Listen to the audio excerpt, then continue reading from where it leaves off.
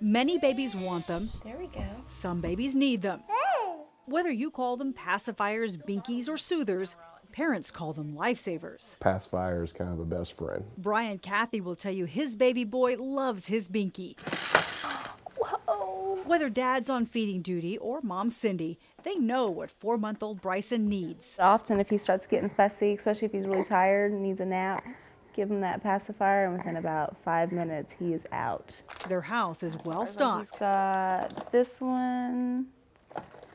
He's got 2 at daycare. Plus more in the refrigerator. Teething for like transition into biting and stuff, so we keep them in the fridge. And like most new moms, she worries about germs, even scrubs the pacifiers, bottles, and nipples every night. But that hard work may not pay off. Before I tell you what to do with this, I need to tell you what's in this or on this that can make you sick. Dr. Tom Glass is a professor of forensic sciences, pathology, and dental medicine at the OSU Center for Health Sciences in Tulsa. Is this your staff? Yeah. Oh, cool. He wanted to know if pacifiers pose a health risk for babies, so he gathered up pacifiers from random families. Cut it so that we can actually determine what's growing on the surface of it, but more importantly, what's growing down in those pores. His team tested the surface and the inside and couldn't believe the bacteria they found. There are some strep in there, and there are some listeria in there. Strep and staph, plus the bacteria that cause pneumonia. This is one off of a pacifier. They also found the yeast that causes thrush. Candida albicans is the one that causes thrush in infants and vaginal infections in women. It's probably the most common yeast infection. Even worse, they found mold. These are the kinds of molds that would produce respiratory distress, asthma-like symptoms.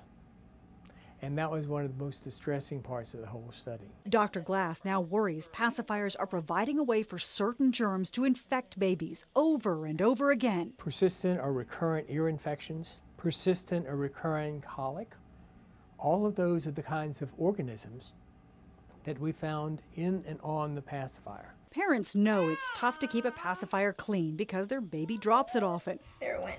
Some simply dust it off on their sleeve. Others clean it with a wet wipe. A third way that people deal with the pacifier dropping on the floor is for the mother to pick it up and put it in her mouth. Oh yeah, yeah. Now if it was my second or third child, I probably wouldn't think twice about that. Ironically, that is the best way. Because see, the baby's immune response comes from the mother, at least for the first 6 months. Oh wow, I would not have thought. Oh, well, I can do that. At the end of each day, scrub it like Cindy does, or bleach it. Hey, But Bryson, researchers warn those germs just keep growing. Come on. We know that it takes about 2 weeks for this pacifier to become so contaminated that you can't decontaminate it with putting it in the dishwasher or putting it into boiling water. Only 2 weeks of use, and Dr. Glass says it's time. Toss them. As for Cathy and Brian, it's new binkies for Bryson. Or he'll just start on his thumb now. Right. Until we can buy new pacifiers.